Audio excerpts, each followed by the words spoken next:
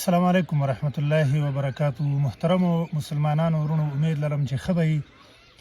ورونو، تاسو ته پته ده چې د حکومت لخوا یو ځل بیا د پټرولو او د ډیزلو نرخونه اوچت کړی شوي دي. په هغې باندې چې کومې عوامي څرګندونې دي په سوشل میډیا باندې، هغه تاسو ګورئ. په هغې باندې موږ خبره نه کوو، موږ یوازې په دې باندې خبره کوو چې د دې نه زموږ د سیاسي قیادتونو کوم ترجیحات معلومیږي، په هغه ترجیحاتو باندې خبره کوو. بیا د دغه ترجیحاتو چې کوم نقصانونه دي په هغې باندې خبره کوو. د تاریخ په رڼا کې چې هر کله د یو سیاسي قیادت دا ترجیحات نو په هغې باندې بیا کومه نتیجه مرتب کیږي، کومه ثمره په هغې باندې مرتب کیږي، د هغې چې کوم نقصانونه دي هغه به څه هغه تاسو ته په ګوته کو تر پایه را سره پاتې شي. خو د هر څه نه مخکې ګورئ ورونو، دوه قسمه مفاد وي یا دوه قسمه ګټې. یو ته ویلی کېږي شخصي ګټې، بل ته ویلی کېږي دیني او ولسي ګټې. ځینې سیاسي قیادتونه داسې چې هغوی شخصي ګټو له ترجیح ورکوي، ځینې سیاسي قیادتونه داسې چې هغه دیني ګټو له او ولسي ګټو له ترجیح ورکوي. خو کله چې یو سیاسي قیادت شخصي ګټو له ترجیح ورکوي نو د هغې بیا ډېر غټ نقصان وي.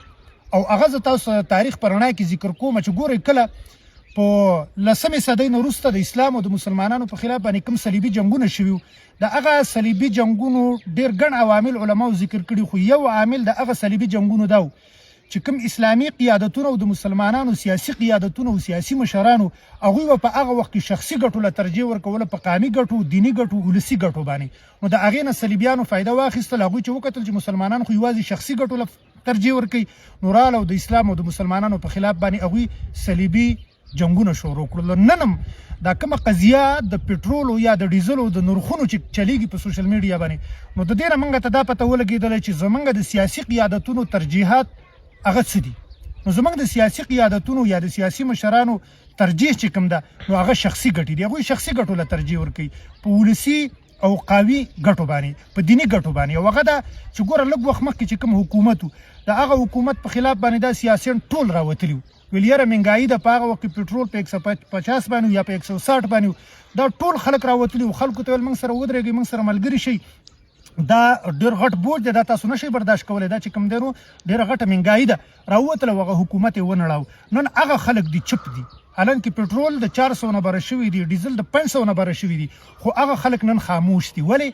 ځکه چې په هغه وخت کې د مهنګایي په خلاف باندې راوتلو کې د دې سیاسي خلکو شخصي ګټې وي، او نن په دې کې شخصي ګټې نشته دي.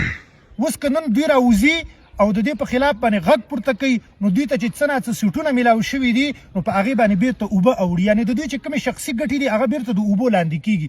نو په دغه خاطر باندې دا خلک چې کوم دی نو نن د هغوی سره نه د ولس فکر شته دی، نه ورسره د قام فکر شته دی، بس د هغوی چې کومې شخصي ګټې وي هغه دوی ته میلاو شولې. نن په ټوله دنیا کې تقریبا چې څومره هم سیاسي قیادتونه دي د هغوی ترجیحات دا دي، بس چې هغوی خپلو شخصي ګټو له خپلو ځانګړو ګټو له چې کوم دی ترجیح ورکوي، په دیني ګټو باندې، ولسي ګټو باندې. دغه وجه ده چې نن دین هم په ټوله دنیا کې نشته دی. اسلام بطور دین هیڅوک نه پیژني، اسلام بطور دین بطور قانون هغه په دې ټوله دنیا کې چې کوم دی نو نن د دنیا په هیڅ یو ګوټ کې نشته دی. وجه څه ده؟ وجه دا ده چې زموږ ترجیحات دا دي چې موږ ترجیح شخصي ګټو له ورکوو، موږ ترجیح دیني ګټو له نه ورکوو. دغه رنګې نن که موږ تاسو وګورو په ولسي سطح او قامي سطح باندې مسلمانان خوار وزار دي، د مهنګایي ښکار دي. وجه څه ده؟ وجه دا ده چې موږ شخصي ګټو له ترجیح ورکوو. زموږ چې کوم سیاسي قیادتونه دي هغوی یوازې شخصي ګټو له ترجیح ورکوي، هغوی ولسي ګټو له ترجیح نه ورکوي.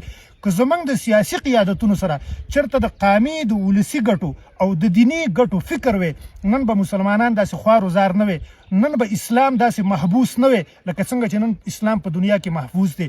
نن به چې کوم دی نو مسلمانان نو د مهنګایي چغې نه والې. خو چې کوم سیاسي مشران دي، سیاسي قیادتونه دي، هغوی غلي دي ځکه چې هغوی ته کومې خپلې شخصي ګټې میلاو شوي دي هغه هغوی ته میلاو دي، او نور د هغوی سره د ولسي او قامي او دیني ګټو فکر نشته دی. نقصان به څه؟ نقصان به نن هم دی لکه څنګه چې په تېر تاریخ کې کله د مسلمانانو قیادتونو شخصي ګټو له ترجیح ورکول او د هغې کوم نقصان و، نن به هم د هغې دغه نقصان یا دغه نتیجه نن تاسو ټوله دنیا کې وګورئ که نه. اول نمبر خبره خدا ما بار په دې کلیپ کې هم تاسو ته وکړله چې ګوره اسلام بطور دین بطور قانون په ټوله دنیا کې نشته. ولې؟ ځکه چې سیاسي مشران شخصي ګټو له ترجیح ورکوي، دیني ګټو له ترجیح نه ورکوي.